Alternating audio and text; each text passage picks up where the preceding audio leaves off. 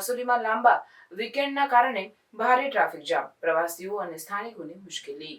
તાજેતરમાં લાંબા વીકેન્ડના કારણે ઉત્તરાખંડના પ્રસિદ્ધ હિલ સ્ટેશનો મસૂરી અને નૈનીતાલમાં પ્રવાસીઓની ભારે ભીડ જોવા મળી, જેના પરિણામે ટ્રાફિક જામની સમસ્યા ઊભી થઈ।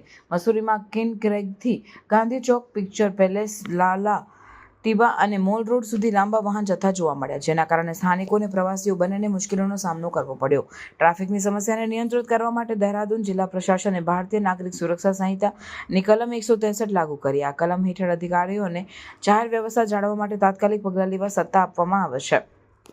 પ્રશાસને સેટેલાઇટ પાર્કિંગ, શટલ સેવા અને મોલ રોડ પર ગોલ્ફ કાર્ટ જેવી સુવિધાઓ પણ ઉપલબ્ધ કરાવી।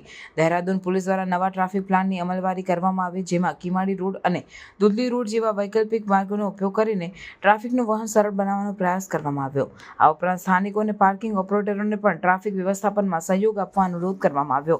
પ્રશાસન દ્વારા પ્રવાસીઓને સલાહ આપવામાં આવી છે કે તેઓ મુસાફરી કરતા પહેલા ટ્રાફિકની સ્થિતિ અંગે જાણકારી મેળવીને શક્ય હોય તો જાહેર પરિવહનનો ઉપયોગ કરે। આ પગલાંઓનો ઉદ્દેશ્ય પ્રવાસીઓ અને સ્થાનિકો બંને માટે મુસાફરીને સરળ અને સુનિશ્ચિત બનાવવાનો છે।